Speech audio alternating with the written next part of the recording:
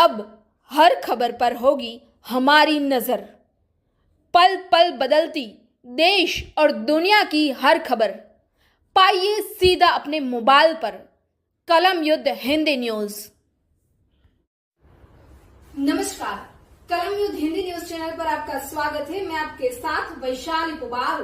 करते हैं नजर आज की कुछ ताजा खबरों पर। सूरत से इस वक्त की सबसे बड़ी और महत्वपूर्ण खबर सामने आ रही है।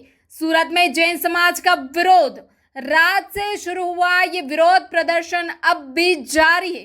कलेक्टर कार्यालय पर विरोध प्रदर्शन किया जा रहा है। पावागढ़ जैन तीर्थंकरों की मूर्तियां तोड़ने का विरोध सामने आया है। बड़ी संख्या में लोग एकत्र हो गए और विरोध प्रदर्शन किया। जैन समाज के महाराज साहब भी कलेक्टर कार्यालय पहुंचे। जांच कर कार्रवाई करने की मांग की जा रही है।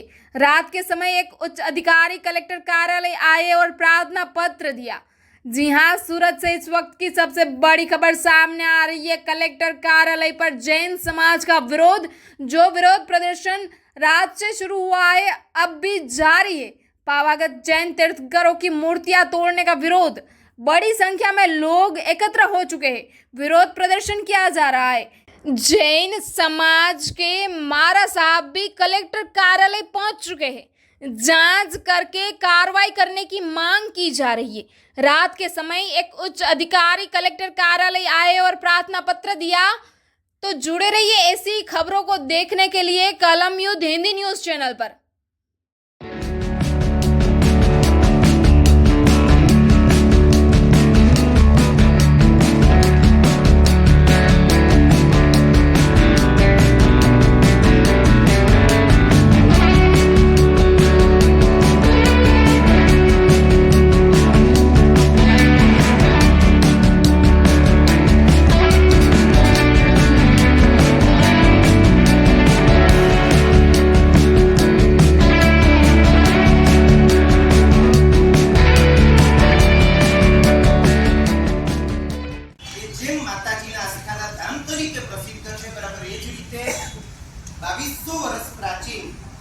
संप्रति महाराजाથી માંડીને મહામંત્રી તેજપાલ ચાપાનેરના સંઘ વગેરે વગેરે દ્વારા જ્યાં જૈન મંદિરોની શૃંખલા સર્જવામાં આવી એવું જૈનોનું પણ આસ્થાનું ધામ છે।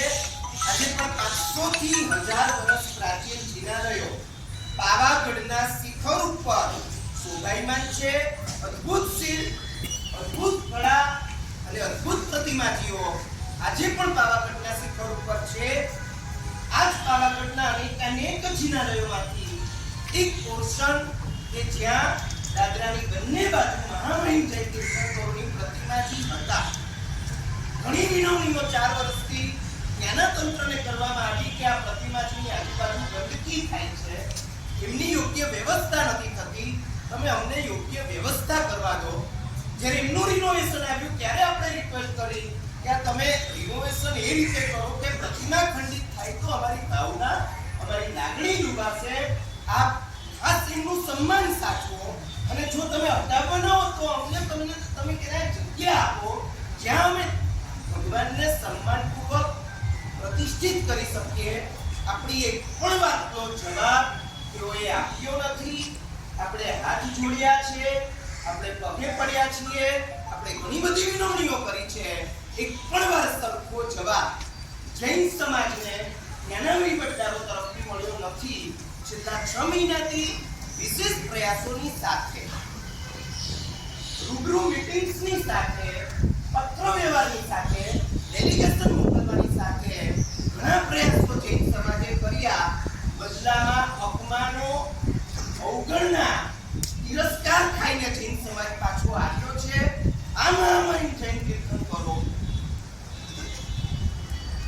વિક્રમની 17મી સદીના ઉત્તરાર્ધની અંદર પૂજ્ય કલ્યાણ સાગર સુરીજી મહારાજાની રિઝલ્ટ કોઈ એક પૈસાનું અમને મળ્યું નથી। એ જ અમારી સમસ્યા ઊભી છે। તાજો દાખલો પાવાગઢનો લઈ લો।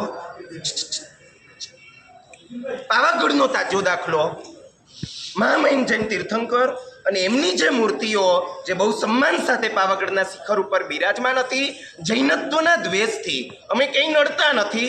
અમે વર્ષોથી વિનવણી કરીએ છીએ કે એમની સન્માન અને સલામતીની એમને વ્યવસ્થા કરવા દો. અમને સરખો જવાબ મળ્યો નથી. અને ગઈકાલે આ હિચકારું કૃત્ય ભગવાનના ટુકડે ટુકડા કરી દેવા, ભગવાનના પરિકરના ટુકડે ટુકડા કરી દેવા, તમે આખી ભારતીય સંસ્કૃતિની અસ્મિતાના ટુકડે ટુકડા કર્યા છે.